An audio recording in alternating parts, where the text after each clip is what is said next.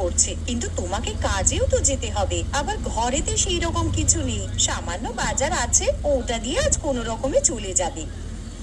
এই তো কদিন আগে বাজার করে নিয়ে এলাম, তাই এক্ষুনি শেষ হয়ে গেল।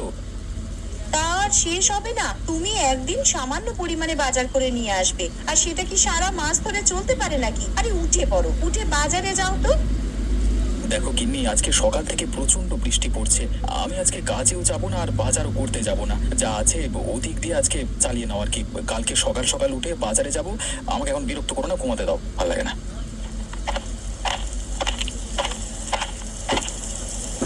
মা, ও মা, আমার প্রচন্ড খিদে পেয়েছে, কিছু খেতে দাও।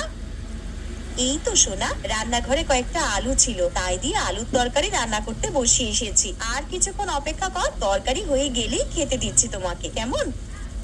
ঠিক আছে মা, তাহলে রান্নাঘরে গিয়ে বসে অপেক্ষা করি, তরকারি হলেই খেয়ে নেব।